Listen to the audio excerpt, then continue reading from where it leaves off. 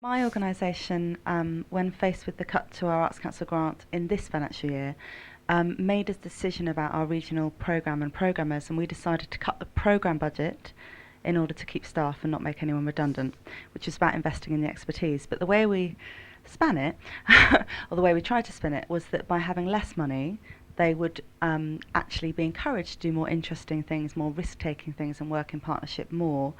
And I'm starting to see that actually that's the case. So it's I agree. Our knee-jerk reaction was kind of to do less of the art, but I'm hoping that the outcome of that is not that we're doing less interesting work, but it does remain to be seen. It remains to be seen, and I'm not going to say that it's. I'm not saying that spending more on art necessarily makes it better. You'll never hear those words come out of my mouth because some of the most interesting projects I've done have been the ones that were the least expensive.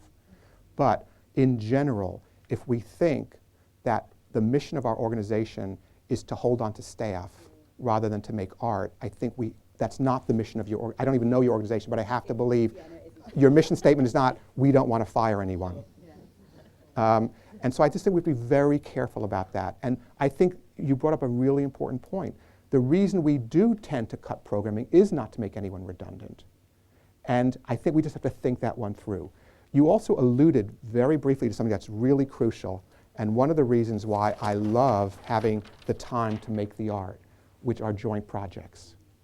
If you don't have a lot of money right now to make your most interesting year, one of the things I love to think about are joint projects, because they allow you to do something bigger, better, and cheaper. When I got to American Ballet Theatre, and we had done this Romeo and Juliet for 7 years, and we had to do something new, I said, what's out there? I'm not a ballet choreographer, so I couldn't create, but a wonderful choreographer had come to us with an idea for a full-length ballet based on Shakespeare's Othello, with a commissioned score, new sets, new costumes, as big a project as you can imagine in ballet. And I said, boy, that sounds really interesting. But everyone would say to me, you're crazy to think about it, you're bankrupt. How could you possibly imagine commissioning this work? But I did, but only for 3 years out. That gave me the time, A, to find money for it, but B, I found a joint venture partner, the San Francisco Ballet, and they did it with us, and it cut our costs in half. So now we have that big project to talk about for a couple of years, because you can talk about projects before they happen and get people excited. And the joint venture really allowed us to do it at a much lower cost. So I'm a very big believer in joint ventures, and I find that time is the key requirement for joint ventures, because when joint ventures fail, it's almost always because they were rushed and the contract wasn't good enough, and all the possible scenarios weren't thought of, and people end up unhappy. But there's so many examples of wonderful joint ventures between arts organizations and educational institutions, all different kinds of combinations that allow you to make bigger, more interesting art. And what I did at ABT was, my first season wasn't our most interesting, but I could talk about what's coming down the road. And that allowed us to seem like a much more vital organization, even when things were bad. I think someone was going to talk up there. Yes? No, did someone have oh, I'll go here. Yeah, I just wondered if you had any thoughts on sort of risk and loss leaders. And what I mean by that is I completely agree with your virtuous circle here. I work at Bristol Old Vic, which is the theatre here in Bristol, and actually my development director was having breakfast this morning talking about this very problem, which is that I believe we're now in a position where our art is strong. Moving around, I think our marketing is as strong as it has been in the last few years. Our family is growing. I believe that we have a lot of prospects in our vicinity. It's simply a case right now that we don't have the administrative capacity or the, I suppose, the specific fundraising experience and skill to capitalise on the opportunities. So there seems to be a real challenge about saying, do I take a genuine risk and say, let's commit X thousand pounds to the process of administrating what I believe to be the potential of this income? It might be, and then if I believe it, how do I convince the people I need to sign off on my budget that this is a strong and progressive decision for the organisation? If you are really convinced that your art is really strong and continues strong, that your marketing, both programmatic and institutional, is strong, and that you're building your family, And all you need to do is to have the technical expertise to turn that into money. To me, it's a no-brainer, absolutely worthwhile. And there's so many examples in this country where that proved true. I'm not just talking about what happens in the States, I'm talking about what happens around the world. I mean, the Royal Opera House, we raised £60 million in 18 months. We created a friends group, a modest level of giving group. We had 26,000 of them by the year 2000, each giving £50. It's not a lot of money, but 50 times 26,000 is 1.3 million pounds. It's an awful lot. I think it's quite a scary proposition for boards and for governance in the country, when I think in the last decade they've been especially concerned with protecting the bottom line, and understandably, to then go and say, 10, 20, 500,000, let's invest in our capacity to fundraise, because and I don't think 500,000 needs to be invested either. Yeah. But my feeling is, if you don't do it, two things are going to happen. One is you're not going to have the funds you need to keep making art, because it's not clear that the sources you're currently getting from are going to stay with you forever, as we can see. And number two, other organizations are going to do it.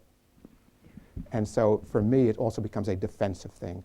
I believe there's so much money out there in every society. One of my favorite stories of my experience was I was teaching a lot in South Africa in the middle 1990s, when fundraising was a brand new concept, really. I mean, people here thought I was crazy in 1998. In the press here, I was always called Michael Kaiser, the crass American. That was my title. But in South Africa, they really thought I was nuts as I talked about fundraising. But I taught arts management, including at University of Witwatersrand. I taught a whole course. And I had two students in my class. Most of the class were people like yourselves, people who were in the field. I had two teenagers. And I went to the head of the program. And I said, why do you have me teaching teenagers? It doesn't seem to make sense. And she said, just watch them. They're really smart. Just let them learn. And these two kids lived in Soweto, and if you've ever either been to Soweto or seen pictures of Soweto, there's not a lot of poorer places on the earth than Soweto was, particularly 15 years ago. And these two children started fundraising, and they raised enough money to create a dance company called the Soweto Dance Company, which has toured the world. And it was really pretty remarkable. And they raised all the initial capital in Soweto. If you can raise money in Soweto, you can raise it in Bristol. I really do believe that. But also, it doesn't necessarily take hiring lots of experts to do this. Everything I'm going to talk about today, to me, is common sense. I'm not a very smart man. I've just got common sense. And when I was at the Kansas City Ballet, there were 4 of us in a room. I was the chief executive and the only marketer and the only fundraiser. So I don't think it all has to take a ton of money to do this, to start. But I think what happens pretty quickly is you realize that doing it pays much more than pays for itself. And maybe by the end of the morning, you'll be convinced. Other questions or thoughts about this cycle? Does it make sense to you, what we're talking about here? I really want you to think about it, because to me, nothing else we say today is going to be really very important, except for how do we create this family that's going to turn into money? Because for me, fundraising is really about a funnel. It's about how many people can we bring into our organization some way, and make sure that we're getting some of them to become those who become our donors. Do all of you have means of collecting the email addresses of everyone who comes to your performances, your classes, your exhibitions? Yes? No? What kind of work do you do? Contemporary art organisation. Okay, do you have exhibitions of your art? Mm-hmm. And so people come, and you don't know who comes. You don't know, at the moment, we don't know who comes. Okay, you know that kills me. It kills me too. Right. Let me make a suggestion. Do a raffle. Just have a continuous raffle. This, I find, the best way to collect the names of people who come to your performances, come to your exhibitions, etc. The best way to start figuring out who's actually in your family if you don't know who they are. And just either get donated 2 dinners at a local restaurant, or some modest prize, or something. Two opportunities. You can win opportunity to meet the artists privately. Whatever it is, just create something. And all people have to do is put their email address and stick it in a box. And you'll get a large proportion of your people to do that. And now you have a base of knowledge. All right? Will you think about trying that? We're working on it. Okay, good. Others of you? You all know how to get your people, right? All right. I don't quite believe all of you, but I'm going to, yes. I work for a Lift, which is a festival, so we present in lots of other people's venues. We don't have a venue Right. ourselves, and it's really hard to get that data. Absolutely. The venue won't give it to you, most no. likely. That's why, but you can do a raffle. Okay. Try it, seriously. But some of the venues wouldn't let us do that. Okay. If they won't, they won't. But I find that, or what you can do is put in your do you have a program book or some kind of handout? Yeah, although some of the venues won't even Let you do that. let us do that. So maybe we won't present in those venues. But No, you take what you get, Yeah. but there's a lot of opportunities to communicate that you want to know who your audience is to people. And I would really suggest that you try and think of ways, as many as possible. If you're doing performances and you're not capturing the names, if you're doing exhibitions and not capturing the names, you don't really have a family if you don't know they exist. Yeah. I'm just wondering, does it matter if most of the people in your family don't have very much money? No. And The biggest donors to arts organizations are not the super rich. They're average, everyday people. I mentioned the 26,000 Friends of Covent Garden. Of those, the vast majority were school teachers, nurses, bus drivers, not the super rich. But what if they're well below average? So not the teachers, Mhm. The most vulnerable people in society who really don't have very much money. Then you can either you can do one of two things. One is you can still ask, and believe me, you'll be surprised, because I work with some organizations that serve extremely poor communities in the States. One wonderful Latino theater that serves the South Bronx, which is a very poor neighborhood, and didn't believe they could ever raise a penny from anybody around them. And I said, just try it, just try it. And we had a fight literally for 7 years, because the woman who ran it was part of a program I taught, and I still do, every year for organizations of color in the States. And she just wouldn't do it and wouldn't do it. She finally tried it. In her first year, she raised $70,000 from her community. So one thing is to try and to see. And the other is, not everyone who supports your organization has to be someone you serve with your art. There'll be people, foundations, and individuals, and corporations who value what you do for your community, as long as they can get back from it what it is they're looking for. Many of the people, I run ballet companies much of my career, and there are a lot of people who supported my work who don't really love ballet, but they loved other things that we do, the educational work that we do, et cetera, or the role that we played in the community. So you're not precluded from doing private fundraising if you serve primarily poor people. But you have to figure out a different way than your art to get people interested in the organization.